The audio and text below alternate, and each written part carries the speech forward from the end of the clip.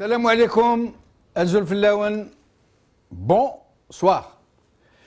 Je suis content de vous retrouver après ces quelques jours de congé. Nous disons souvent, parce que nous l'avons entendu dire, que le rire est le propre de l'homme. Rire.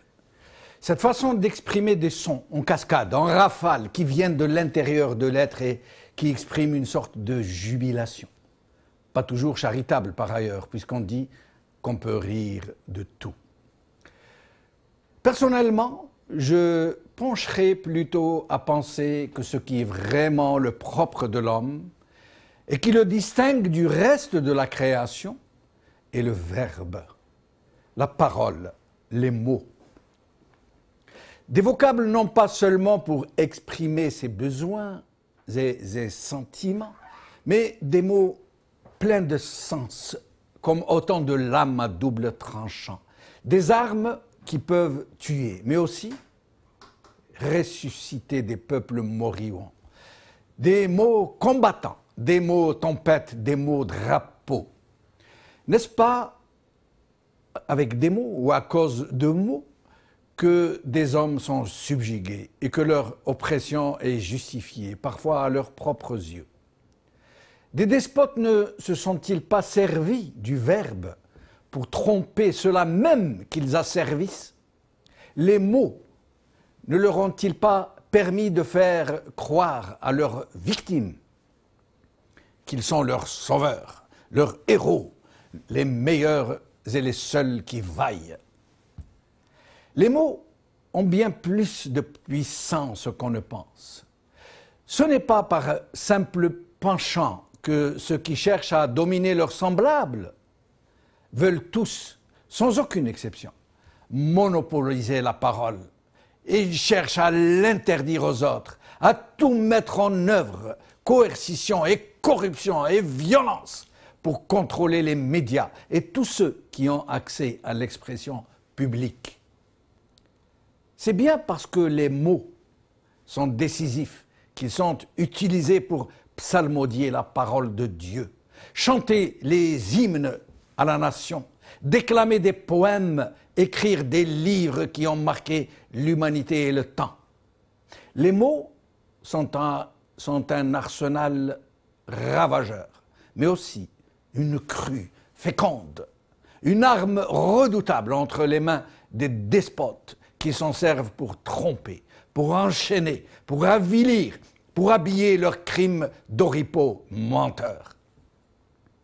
Mais les mots sont aussi un torrent puissant, un vent de promesses tenues pour porter haut la vérité libérée de ses chaînes, pour magnifier la dignité humaine, le courage pour appeler à la résistance, pour briser les chaînes de l'oppression, pour démasquer les faux héros, les faux dévots, les faux frères.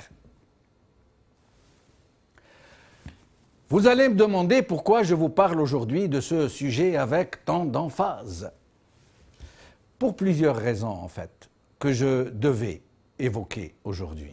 D'abord, pour bien cerner les motifs chafouins qui ont poussé Yahya à traiter publiquement Al-Magharibiya de chaîne ennemie ou de chaîne de l'ennemi. Cette péripétie qui est tout ce qu'on veut, sauf fortuite, est la parfaite expression d'un régime qui s'affole parce que le contrôle de la parole lui échappe, parce qu'il ne monopolise plus le verbe, parce que tous les médias ne sont pas à vendre, parce que la carotte de la pub et le bâton de la répression n'ont pas barre sur cette voie, celle que vous entendez aujourd'hui, celle qui est sur votre écran, qui porte de plus en plus fort, de plus en plus loin. Nous ne vous l'avons pas systématiquement rapporté, mais en plus du fait qu'Al-Magharibiya n'a pas été autorisée à diffuser depuis l'Algérie, son pays, ce qu'elle ne cesse de revendiquer depuis le début. Elle est aussi la cible d'attaques incessantes, toutes aussi virulentes les unes que les autres. Calomnie, menaces, pression en tout genre sur sa direction et ses journalistes.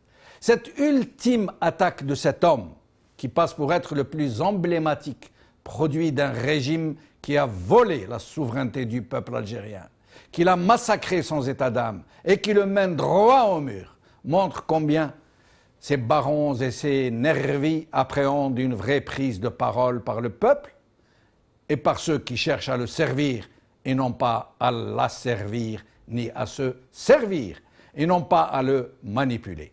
C'est pour cela, c'est pour ces raisons subliminales autant qu'elles sont décisives, que je ne dis jamais, ou presque jamais, État algérien, mais régime algérien, quand je désigne l'oligarchie qui a squatté le pouvoir dans ce malheureux pays. Et c'est loin d'être là un manque d'objectivité, de professionnalisme. Être objectif et professionnel, quand on est journaliste, c'est de ne pas se servir de sa visibilité ou de son audience pour influer sur le choix, ou tenter d'influer sur le choix politique de ses concitoyens. C'est de ne pas user de méthodes et de techniques propres au métier pour conditionner le jugement des gens. Être objectif et professionnel, c'est discerner les deux contenus qui sont dans chaque message que nous transmettons. De faire une nette différence entre l'information que l'on donne et le commentaire que l'on fait, en faisant en sorte que ceux qui vous lisent ou qui vous écoutent savent quand vous les informez et quand vous donnez votre avis personnel. Mais dire d'une mafiocratie qu'elle est l'État algérien n'est en aucun cas objectif, encore moins moral, encore moins professionnel, puisque le rôle du journaliste est d'informer non pas seulement sur les faits, mais sur la nature des faits. Dire de ce régime qu'il est un État revient à sublimer un malfaiteur, à légitimer dans des droits de propriété qui ne sont pas les siens l'occupation par effraction d'un indu occupant. C'est bénir les crimes d'un monstre qui a violenté votre enfant et votre maman dans le même temps. C'est se faire le complice dans sa propre oppression. Pour ma part, le jour où je clamerai haut et fort que la conduite des affaires de la nation algérienne sont entre les mains d'un État, alors c'est que le miracle se sera enfin réalisé, ce qui est encore loin d'être le cas aujourd'hui, puisque l'Algérie reste otage d'un régime mafieux, mafiocrate et médiocrate, qui ne peut en aucun cas la mener vers le meilleur, puisque par essence, une médiocratie ne peut générer du mérite. Mais pour rendre justice à ceux qui le méritent, et ça reste mon avis, je suis en train d'exprimer un avis, là, je ne donne pas d'informations. Et donc pour rendre justice à ces gens qui le méritent et ne pas les mettre dans le même sac que ce qu'il y a de pire dans ce pays, je dois reconnaître, et je le fais en toute bonne foi et avec un vrai plaisir, qu'il existe au sein de ce régime de véritables commis de l'État, de véritables serviteurs de l'État, un peu comme des anticorps dans un organisme infecté. Le régime n'a pas eu d'autre choix que de recourir à leurs compétences. Sans eux, le pays aurait déjà explosé, parce que ce sont eux qui font en sorte qu'il y ait de l'eau dans votre robinet, que la lumière jaillit quand vous appuyez sur l'interrupteur, que vos enfants peuvent aller à l'école, que des hôpitaux, des routes et toutes les infrastructures dont nous jouissons, aussi imparfaites soient-elles, existent. Néanmoins, elles existent néanmoins et malgré tout. Mais ces gens-là sont des nôtres. Et le jour venu, le peuple saura reconnaître les siens. Aujourd'hui, Le matin Algérie. Ali Benouari, des sueurs et des larmes attendent les Algériens. Liberté. El Islah dénonce une révision constitutionnelle non consensuelle. Par FA. Algérie Focus. Constitution, ce qui devrait changer. Par Abdou Semmar.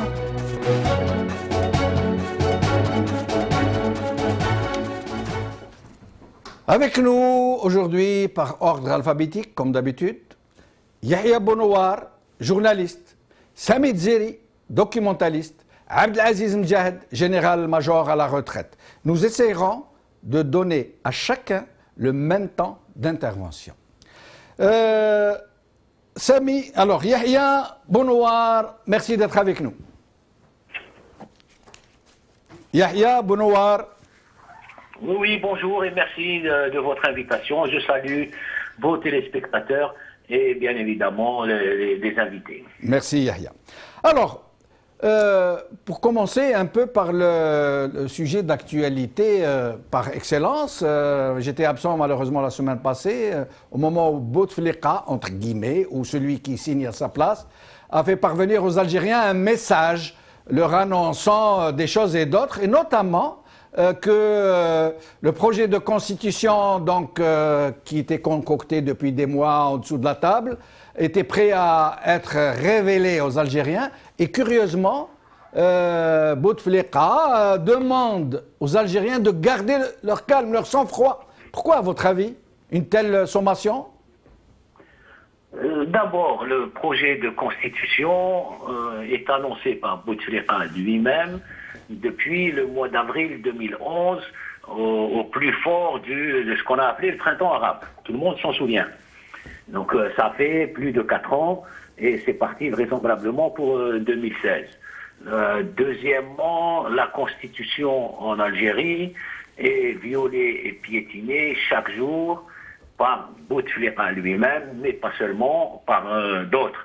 Donc franchement, je ne vois pas quelle valeur lui donner. Troisièmement, là où vous dites qu'il appelle les Algériens au sang-froid, je vais faire un peu d'humour, mais quand vous prenez les trains, quand vous allez dans des centres commerciaux ou même dans des immeubles, il y a des notices généralement qui disent « En cas d'incendie, commencez par garder votre sang-froid ». Donc pourquoi appeler les Algériens à garder leur sang-froid si lui-même ne sent pas qu'il y a quelque chose qui peut déraper. Donc, en plus, je rajouterai, mais est-ce que c'est vraiment lui qui est derrière tout ça? Louisa Hennoun, qui l'a longtemps soutenu, se demande aujourd'hui, est-ce qu'il est au courant de tout? Enfin, sur le contenu de son message, Bouteflika annonce, par sa lettre, son document annonce que dans la Constitution, il va y avoir des changements qu'on peut qualifier de démocratiques. Moi, je me pose la question, est-ce que Bouteflika, à 77 ans, serait devenu un démocrate? Voilà, alors on ne va pas faire un procès d'intention. Il a démantelé la police politique, le DRS, mais est-ce qu'aujourd'hui, ceux qui surveillent des citoyens, ceux qui surveillent les syndicalistes, ceux qui surveillent les militants, n'ont plus une casquette verte du DRS, mais ont une casquette bleue du ministère de l'Intérieur. Si Bouteflika démantèle la police politique, je dois, en tant que citoyen et en tant qu'observateur, le remercier, lui dire bravo, nahitna la police politique.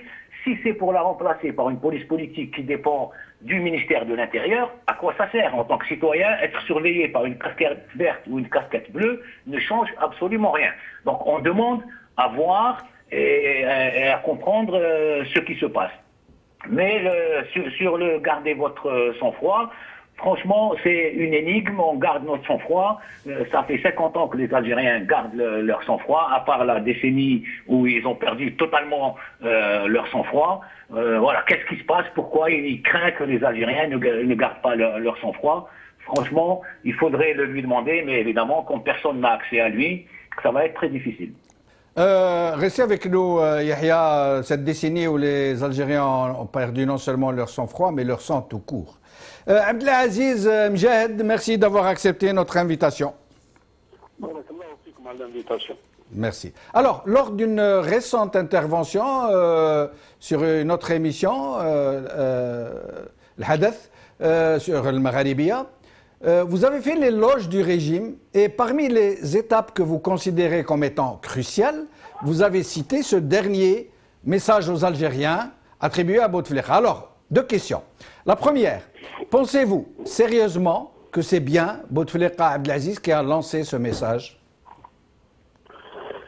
Premièrement, permettez-moi de réagir à votre introduction. Oui, je m'y attendais, figurez-vous.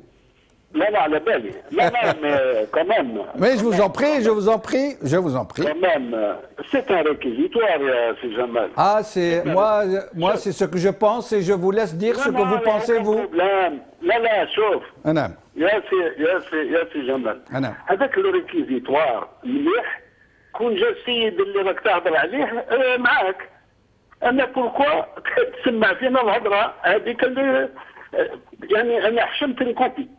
C'est-à-dire, expliquez-moi, je n'ai pas très bien compris. ما فهمتش مليح فهمني. par respect للناس qui m'ont appelé.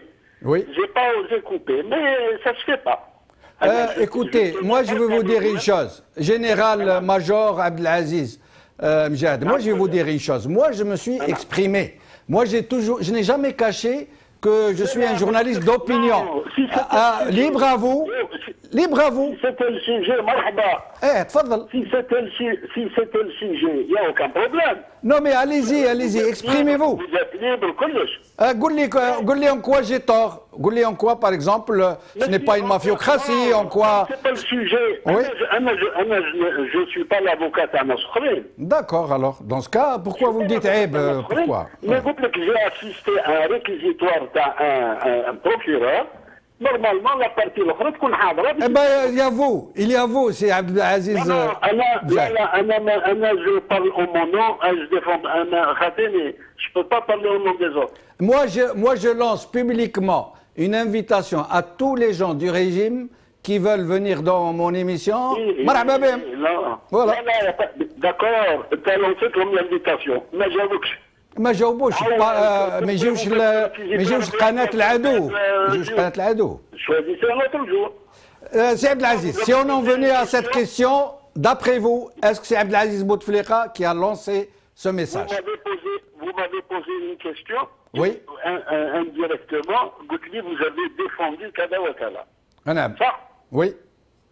Bon, Yassi Jamal, quand je m'adresse à vous, Dima, il faudrait qu'on regarde un peu notre histoire.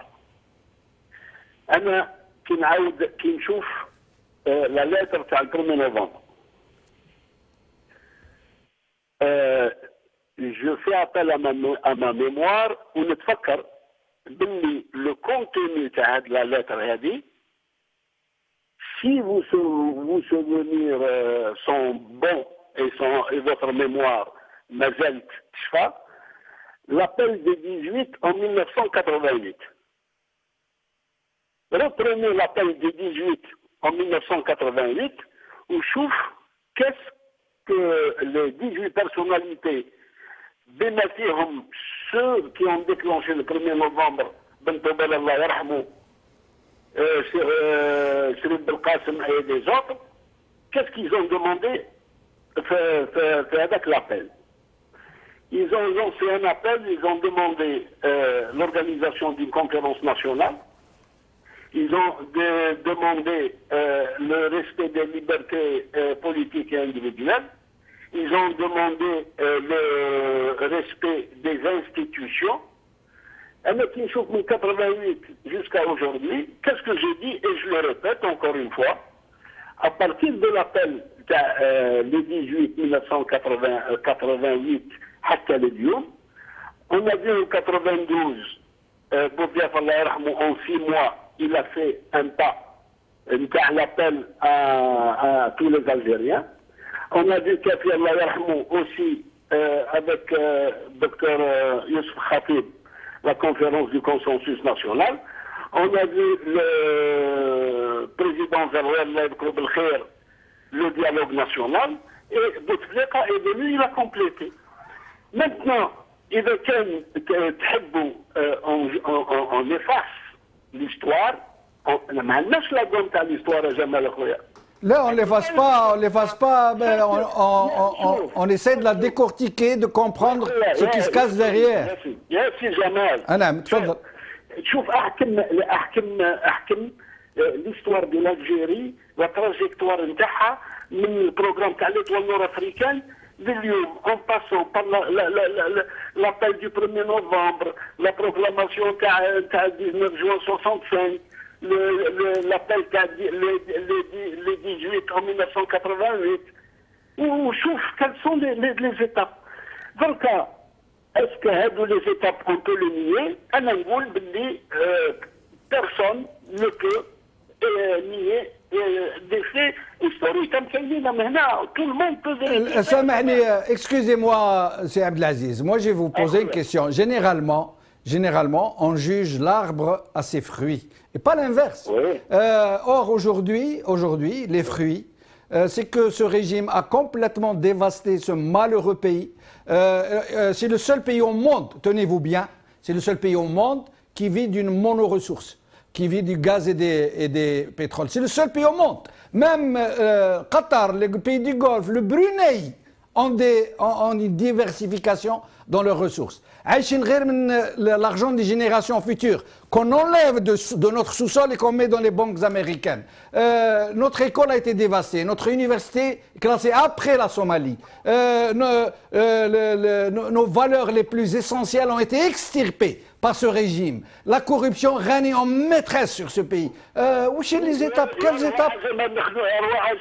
Oui, mais les étapes, j'aimerais bien comprendre. اسمع l'essentiel يا سي جمال هو ماهوش بكريتيكي حطينا لي سوليسيون. Les solutions, que ce régime laisse le peuple choisir ses dirigeants et vous aurez les solutions. يا سي جمال انت تقول لي اون جوج ان اربر سو سي فروي. Oui.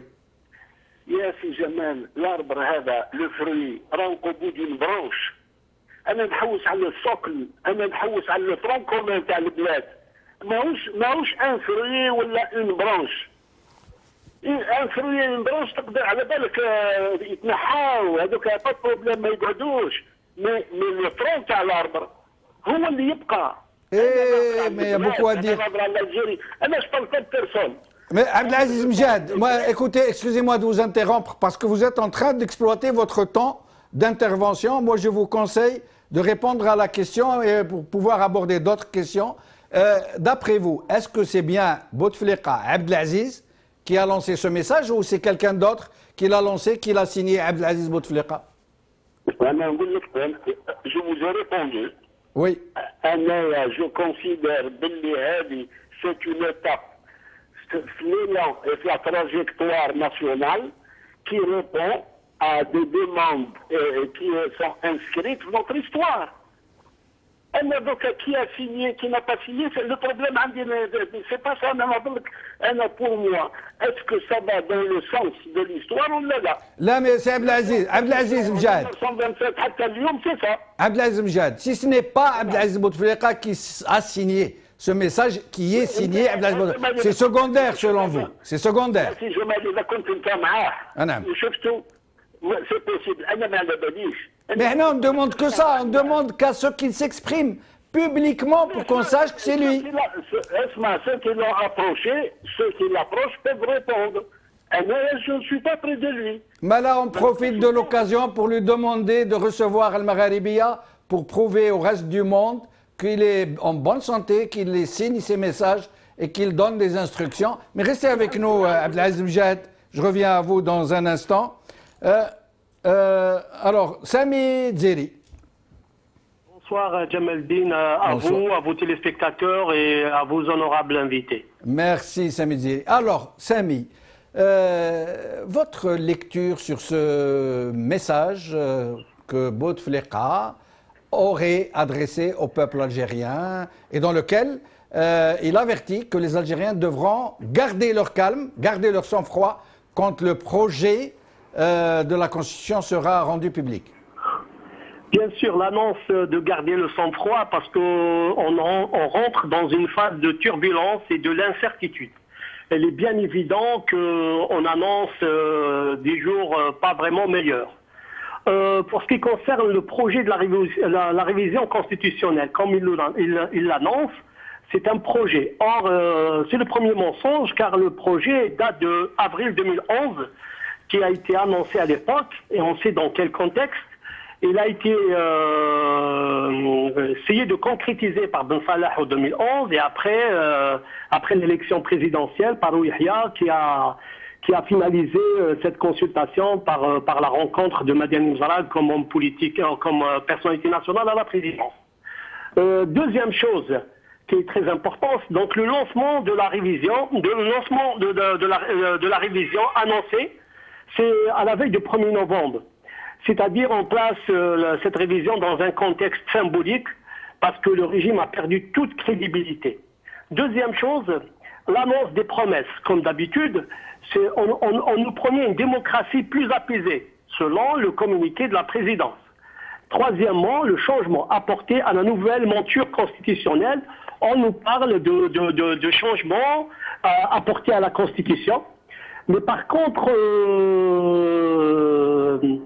il s'agit en fait d'un toilettage d'une révision de la Constitution en vue d'un casting dans un décorum démocratique. Qu'est-ce que vous entendez par casting, Samed Zeri? Casting de nouveaux personnages? Des personnages qui ont été mis sur rail? Bien sûr, évidemment, bien sûr. On est dans une phase de toilettage. Vous savez, avant le casting, on prend soin d'embellir l'image de la personne et ainsi de suite. Il s'agit bel et bien, donc quand je dis toilettage constitutionnel, on ne nous dit pas, par exemple, tout est flou. On ne nous dit pas de la commission de réflexion de cette constitution, elle est composée de qui? C'est des anonymes. Le comité de rédaction, personne ne sait. Et donc, on est dans le flou. On est dans le flou total. Et qu'est-ce qu'il nous propose? Il nous propose de garder le calme en vue parce qu'on ne sait pas comment la réaction doit être faite. Cette révision, elle est faite en fait pour baliser les contours de l'après-Bouteflika. Parce que le problème, ce n'est pas la révision en elle-même. Quels sont les moyens et les instruments de contrôle? Moi, je me pose trois questions, Jamaldine. Oui. La première question, c'est quel est le rôle des structures sécuritaires et le rôle de l'institution militaire dans cette nouvelle constitution? Parce qu'il faut bien les définir. Quels sont les moyens de contrôle? Deuxième chose, on parle de séparation des pouvoirs. Par quels moyens, mécanismes et instruments pour séparer ces pouvoirs? Et troisième chose, concernant la société civile, l'activité politique et associative dans le monde politique, dans la société civile, est-ce qu'on attend toujours le coup près du ministère de l'Intérieur pour avoir un agrément d'activer politiquement en Algérie, même pour une simple association, ou est-ce que les agréments sont octroyés selon le degré d'allégeance et le degré de promiscuité avec le régime? C'est ça le problème. Le problème en Algérie, ce n'est pas la Constitution. Mais Samed Zeri, j'aimerais vous poser des questions précises. D'abord, oui. Pourquoi cette Constitution a été concoctée dans le secret le plus total par des gens dont vous nous dites vous-même qui ne sont même pas connus, on ne sait même pas qui a préparé, quel est le comité de rédaction, quels sont les donneurs d'ordre. D'abord, pourquoi ce régime ne s'est pas servi, par exemple, des députés, des parlements, qui lui est pourtant acquis? Nous savons très bien que les députés votent tout ce qu'on leur dit de dire. Et pourtant, ils ne leur ont même pas fait confiance. Alors, deux questions. D'abord, selon vous, trois questions. Selon vous, je vous demanderai de répondre assez brièvement. Premièrement, qui sont ces gens, d'après vous, qui sont derrière cette énième constitution? Pourquoi, en réalité, est-ce que c'est pour préparer une dynastie horizontale, comme vous venez de le suggérer? Et enfin, qu'est-ce qu'il prévoit au juste, d'après vous? Quelles sont ces dispositions, en plus de dispositions qui existent déjà, comité de contrôle des élections qui n'ont jamais été appliquées, possibilité de saisine du Conseil constitutionnel qui existait déjà de toute façon, qui n'a jamais été appliquée? Donc, essayez de répondre à ces trois questions que je viens de vous poser. Pour ce qui concerne ce que vous venez de dire, Jamaldine, je vous renvoie à un livre qui a été écrit par Saïd Boucher, qui a lui-même présidé la Knesset et la Knesset, et qui était président de la coordination de commission politique surveillance des élections en 2007. Et en plus, les déclarations de M. Sderi, qui était la CSEL en 2012, les deux ont condamné les trafics électoraux. Le problème, ce n'est pas les commissions, les recours. Il faut juste voir l'article 88. Nous avons une belle constitution en la lisant. Vous pouvez la lire comme pour s'assurer qu'il y a une constitution. L'article 88, il stipule incapacité physique et morale de jouir de ses compétences physiques et morales pour le président de la République. Mais personne n'a pu l'appliquer. C'est ça le problème. Moi, je pense que c'est pas pour assurer une succession horizontale, je ne pense pas. Je pense qu'il faut s'assurer, par exemple, j'aimerais bien que les rédacteurs ou la commission de réflexion qui nous parlent du statut pénal de président de la République. Mais d'après vous, Samid Zili, qui est derrière cette nouvelle disposition, cette nouvelle mouture de la Constitution? Qui, en tout cas, c'est une constitution unilatérale. Non, mais qui l'a fait? Qui est derrière? Quels sont les décideurs? C'est le clan présidentiel. Voilà, c'est le clan présidentiel qui est derrière, qui veut assurer de l'après, parce que l'option horizontale de passation de la succession n'a pas fonctionné. Et n'a pas fonctionné parce que l'état-major n'a pas donné son quitus.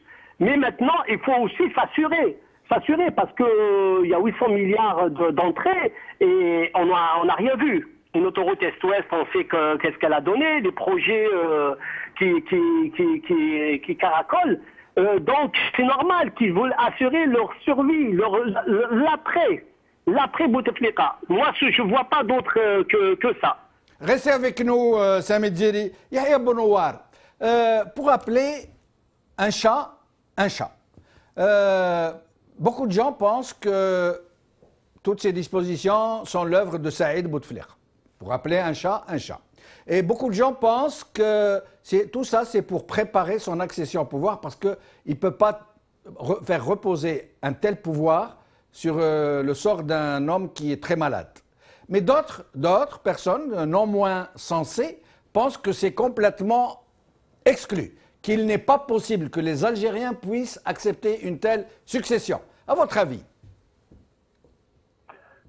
Moi, très sincèrement, hein, je ne pense pas une seconde que Saïd Bouteflika succédera à son frère, ni qu'il en ait eu un jour le projet. Alors, par contre, il aide son frère, il s'est retrouvé par les circonstances, par la maladie de son frère, par sa position comme directeur de cabinet réel de son frère à la présidence, dans un régime ultra-présidentiel. Il s'est retrouvé comme le vizir de la République. C'est le seul qui a accès au chef de l'État, c'est son frère. Celui qui lui remonte les informations, c'est son frère. Et celui qui ensuite dispatche les ordres venus de Bouteflika, c'est son frère. Qu'ils viennent réellement de Bouteflika ou que ce soit son frère en route qui les décide, c'est son frère. Donc je ne pense pas, moi personnellement, à ce que Saïd, connaissant un peu comment ça tourne et puis la personnalité du frère, je ne pense pas du tout qu'il se lancera là-dedans. Par contre, ce que je pense, c'est que, bien évidemment, il est derrière tout ça. Je l'ai dit, il y a 2 ou 3 ans, il a été méprisé et sous-estimé par notamment le DRS et le clan Etoufik. Et finalement, il s'est avéré qu'il est beaucoup plus intelligent qu'eux et qu'au bout du compte, petit à petit, plus patient, petit à petit, il a réussi il a gagné la bataille des clans entre le clan présidentiel et le clan du DRS. Mais Yahya, oui. Pourquoi aurait-il fait tout ça s'il ne vise pas à prendre le pouvoir de façon directe ou indirecte? Pourquoi alors? Non, je n'ai pas dit indirect. De façon directe, je ne crois pas une seconde, oui. Parce qu'il n'a pas la personnalité pour, il n'a pas le comportement pour. Quand on veut prendre le pouvoir directement, on assume publiquement ce qu'il ne fait pas. Ça reste quelqu'un de très discret, qui ne veut pas faire de discours. Quand on veut prendre le pouvoir, eh bien, on remplit des salles de 5 000, 10 000, 15 000 personnes et on vient faire des discours et on s'assume publiquement. Ce que jusqu'à présent, en tout cas, il n'a pas fait, il reste dans l'ombre, il reste il gère indirectement. Alors peut-être indirectement a-t-il quelqu'un qui le placera, j'en sais rien, mais tout son parcours montre qu'il ne le fera pas de manière directe. Et indirect, d'après vous, c'est envisageable? Voilà, maintenant, indirect, je ne suis pas rentré dans ses neurones et dans son cerveau.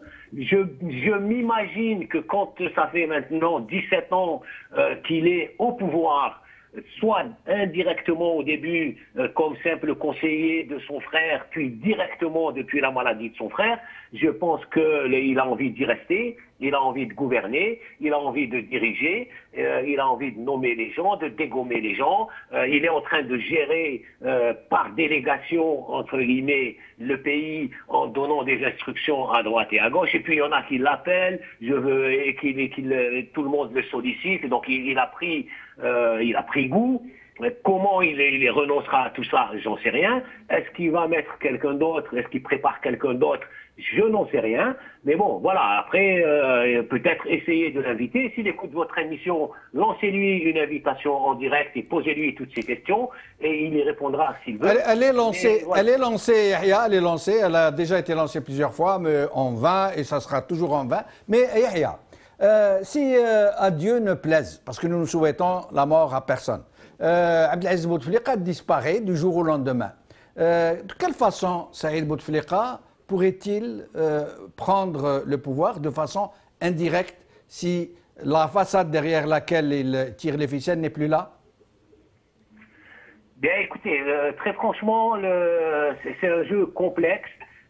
Saïd Bouteflika tire le 99,99% de son influence d'abord, puis de son pouvoir maintenant, de la présence de son frère. La disparition, si elle arrive, ce que je souhaitais à personne, bien entendu, si elle devait arriver, le priverait de la légitimité de son pouvoir qui ne vient que de son frère. Saïd n'a jamais été élu, n'a jamais cherché à l'être, n'a jamais dirigé de parti, n'a jamais créé de parti, ne participe pas publiquement. Donc il ne tient sa puissance, son influence, son pouvoir que de la présence de son frère. La disparition éventuelle de son frère le priverait de tout ça, puisque de quel droit ensuite pourrait-il prendre des décisions alors que le mot-clé de Saïd, c'est le président a dit. Le président te demande, le président t'ordonne, le président a instruit que, à partir du moment où il ne peut plus dire le président a dit et le président a fait, veut que, qui va obéir à ses ordres? Personne. Yahya, il vous reste environ 3 minutes, je reviendrai tout à l'heure vers vous pour essayer de piocher un peu cette question très très subtile de si son frère disparaît, il disparaît aussi. Abdelaziz Mjahed, il vous reste environ 4 minutes de votre temps. Est-ce que vous voulez commenter quelque chose en particulier ou voulez-vous que je vous pose une question? Je vais commencer par vous poser une question. Je vous en prie. Est-ce qu'on juge les actes ou les intentions? Les deux. Les deux? Oui. Non, il vaut mieux juger les actes pour être juste. On juge les actes, non, on n'est pas Dieu. Dieu, oui. Barkoua, il juge les intentions. Là, on juge les actes. Quand je prends la lettre dont on parle aujourd'hui, oui. L'esprit de la lettre, est-ce que l'opposition, les partis d'opposition, ça fait des années et des années, est-ce qu'ils n'ont pas réclamé tout ce qui est contenu fait de la lettre? La commission indépendante de contrôle des élections. Oui. Le rôle des institutions. Oui. La séparation des pouvoirs. Oui. Est-ce que ça n'a pas été la demande de tous les partis d'opposition depuis 89? Mais elles existent, ces dispositions. Elles ont existé de tout temps, sauf qu'elles n'ont jamais été appliquées. C'est tout. La séparation des pouvoirs n'a pas existé. L'indépendance de la commission autonome et indépendante de contrôle des élections, ça n'a jamais existé. Ah bon, vous ne connaissez pas la CNICEL, vous connaissez la CNICEL? La commission indépendante, elle a toujours été réclamée par l'opposition, elle n'a jamais eu lieu. Oui, mais indépendante, ça reste relatif. Hein. Mais je vous laisse, je ne vais pas vous interrompre, je vous laisse développer. Non, non, pour moi, ce qui se passe aujourd'hui, c'est une évolution naturelle. C'est une évolution naturelle. On marche pas à pas vers la réalisation du projet national de la construction d'un État de droit, un État mécanique, où le citoyen est respecté, protégé et défendu. Oui. Non, oui, quelle est la question? Alors, je vais vous poser une question précise. D'après vous, qui sont les gens qui, non seulement qui ont donné les instructions pour faire ce projet d'une façon ou d'une autre, et qui sont les gens qui l'ont rédigé, qui l'ont discuté, qui l'ont préparé? Et pourquoi ça s'est fait dans le secret le plus total? Le secret, depuis 2012, si jamais, depuis 2012, oui. Il y a eu une consultation, il y a des gens qui ont été consultés, de tous bords, peut-être au niveau de la forme ou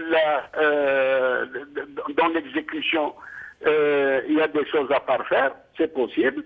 Il est possible aussi, on souhaite que le projet soit connu et débattu. Marhaba, au contraire, ça consolide la crédibilité qu'a le projet. Merci beaucoup, Abdelaziz Mjahed, d'avoir été avec nous. Restez avec nous jusqu'à la fin de l'émission. Sami Dziri, à votre avis, ce projet qui est censé passer par référendum, comment ça va se passer, ce projet de constitution? Je ne pense pas qu'ils vont le passer par référendum, ils vont passer par les deux chambres. C'est ce qu'ils ont dit, du moins. C'est ce qu'ils ont annoncé. De leur échapper. Oui, d'accord. De leur échapper, parce que c'est très, très, très difficile. On est dans une phase qui n'est pas une phase apaisée. Moi, j'aimerais bien répondre juste un point à M. Mjahed, le général Mjahed. Oui. Les structures ont toujours existé en Algérie. Toujours. Le problème, ce sont les instruments de contrôle et les outils d'application. C'est ça. La Knesset, elle a existé. Si le président Saïd Bouchir qui l'a dénoncé après, dans un livre, si Mohamed Siddiqui qui l'a dénoncé, le problème n'est pas là. Moi, pour sortir vraiment de la crise, il faut savoir ce qui s'est passé ailleurs, dans d'autres pays. Vous avez le Mexique, par exemple. Le Mexique, pendant 70 ans, le Parti révolutionnaire mexicain, il a toujours truqué les élections, il a toujours gardé le pouvoir, comme le FLN en Algérie. Qu'est-ce qui s'est passé? Eh bien, ils ont créé un institut électoral indépendant. Indépendant. Le ministère de l'Intérieur, il a le droit de faire son calcul, le corps électoral, et ainsi de suite. Mais un institut en parallèle, c'est ça le problème. Si on crée un institut en parallèle, et là, nous mettrons devant le fait accompli le ministère de l'Intérieur. Parce que pour eux, c'est quoi le peuple? Le peuple, il est là on le convoque comme un chaptel, je m'excuse l'expression, pour juste cautionner des élections truquées dans un simulacre de démocratie. Et rien de plus. Cette révision de la Constitution est un danger. Est un danger, pourquoi? Parce qu'on a révisé toujours les constitutions dans la précipitation. En 1995, souvenez-vous, on a révisé la Constitution, bâclée, hop, on l'a fait passer. En 2008, Bouteflika est devenu en 99. De 99 jusqu'à 2008, il n'a pas cessé dans ses discours de critiquer la Constitution existante. Mais, suite à un accord, en 2 semaines, elle a été violée. Et aujourd'hui, on nous sort à la veille du 1er novembre, date symbolique, et on nous dit, voilà, il y a un projet de révision constitutionnelle qui se tramait déjà depuis avril 2011. Et donc là, vraiment, c'est très dangereux. On joue dans un... Parce qu'on n'a rien. On a juste ce qu'on appelle une monture, mais l'intérieur de la monture, on ne sait pas ce qui se passe. Comme je vous ai dit, les membres de la commission de réflexion, de rédaction, quels sont les nombres de juristes, qui est derrière, quel est le rôle demain dans cette constitution, quel est le rôle joué par des éléments extra-constitutionnels dans des institutions, telles que dans la présidence. Et ils nous disent, c'est quoi? le statut pénal de président de la République. C'est ça. Et si on va vers l'incertitude, c'est très très dangereux. C'est très dangereux, Jamaldine. Voilà ce que je veux dire. Sami Djeri, deux questions. Je vous demanderai de répondre assez brièvement, puisque nous ne sommes pas très loin de la fin. D'abord, Yahya Bonouar, tout à l'heure, en parlant du démantèlement de la police politique, mais malheureusement, il évoque aussi que son remplacement, d'une façon très trouble, on ne sait pas qui a pris en main les fonctions qui étaient dévolues au DRS. Elles n'ont pas disparu. Elles ont été déplacées sous d'autres contrôles.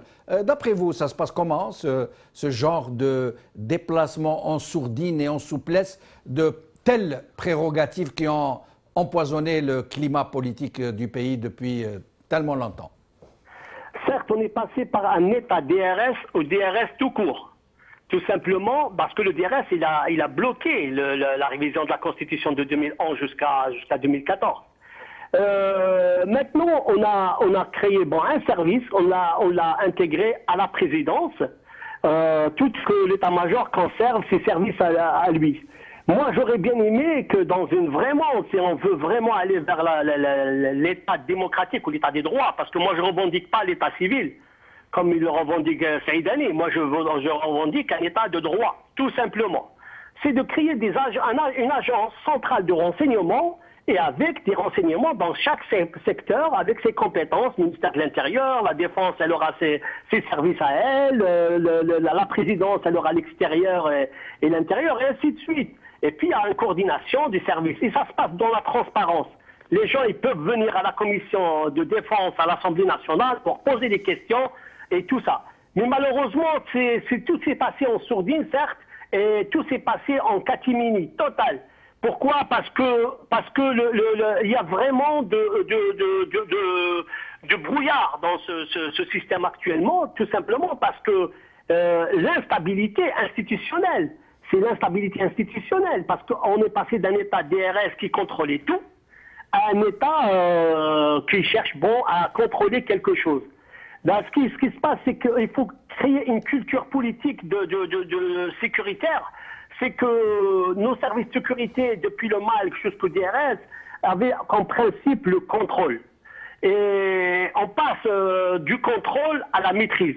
Parce que dans la maîtrise, le citoyen, il n'est pas harcelé. On essaye d'avoir des choses sur lui, s'il représente un danger, ainsi de suite. Mais c'est pas de la même manière. C'est vrai qu'actuellement, on est dans une phase très floue. Et les services de sécurité, je dirais, peut-être, ils sont domestiqués, malheureusement. Ils sont domestiqués et ils sont arrivés. Merci Sami Djeri, merci pour nous avoir apporté toutes ces informations. Restez avec nous jusqu'à la fin de l'émission. Yahya Bonouar, il vous reste environ 4 minutes de votre temps. Nous avons essayé de dispatcher de façon équitable le temps d'intervention. J'aimerais vous poser une question au sujet de ce que vous avez dit tout à l'heure, que Saïd Bouteflika est un peu comme une bulle de savant. Il est là, il est bien visible, il est concret, il est là, et pour cause, puisque c'est lui qui nomme, qui dégomme un peu tout le monde, mais que si jamais son frère disparaît, pof, il n'est plus là. Vous pensez qu'un tel homme, qui a tellement bougé les choses, qui derrière tellement de choses, de nouveautés, de remodelage, de recomposition, de reconfiguration du champ politique, puisse accepter comme ça de pouvoir disparaître du jour au lendemain si son frère disparaît? That is the question, comme diraient les anglophones. Moi, je me pose la question, tant que Saïd Bouteflika n'assumera pas publiquement, parce que dans la vie publique, d'une manière générale, et en politique en particulier, seul ce qui est assumé publiquement a de la valeur. Le jour où Saïd Bouteflika fera des meetings, parlera aux gens, fera des réunions publiquement devant les caméras, fera des entretiens dans la presse, assumera des positions, à ce moment-là, ça voudra dire qu'il sort de l'ombre et qu'il entre dans la vie publique. Pour l'instant, jusqu'à présent, ça fait 17 ans, il est toujours resté, c'est le point commun qu'il a d'ailleurs avec le général Toufik, toujours resté dans l'ombre, caché. Il a un pouvoir, c'est évident, un gros pouvoir. Il dirige d'une manière indirecte, par délégation. C'est un grand vizir qui dirige le pays grâce aux prérogatives qu'a son frère. Mais pour l'instant, jusqu'à ce jour, il ne prend pas la parole publiquement et il n'assume publiquement aucune décision, rien du tout. Donc en attendant, on verra. S'il a des ambitions cachées, de toutes les manières, il faudra qu'il les assume publiquement et qu'il sorte le dire publiquement. Ce que moi, personnellement, je ne pense pas. Ça reste mon avis, je peux me tromper, mais je ne le pense pas du tout. Comment il fera si en 2019 ou plus tard, à moins que son frère décide de faire un cinquième mandat, franchement, je ne sais pas. Mais bon, il faudra qu'il aille au charbon et qu'il sorte et qu'il se découvre et qu'il se mette sous les projecteurs. Et je ne pense pas que ce soit un trait de sa personnalité. Voilà. Pour revenir ensuite au fond, évidemment, c'est quelqu'un qui est derrière toutes les grandes décisions politiques directement, au moins depuis la maladie de son frère en 2013. Il dirige directement ou indirectement le pays, sans rendre de compte à personne, sans avoir de mandat de personne. Oui, finissez votre phrase. Voilà, et il est dans une attitude où il décide de tout sans rendre de compte à personne, sans avoir été élu par personne. C'est une position plus que confortable, encore plus confortable que celle de son frère. Merci Yahya, merci de nous avoir apporté tous ces éclaircissements. Nous en sommes là.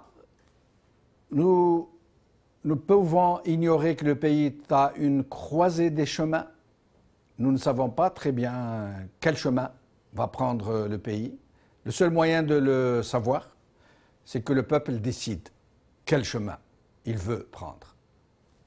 Cette émission est maintenant terminée. Merci à Abdelaziz Mjahed, merci à Yahya Bonouar, merci à Sami Ziri, merci à vous d'avoir suivi cette émission. Au plaisir. Salam alaikum. Qawala khair. Slama.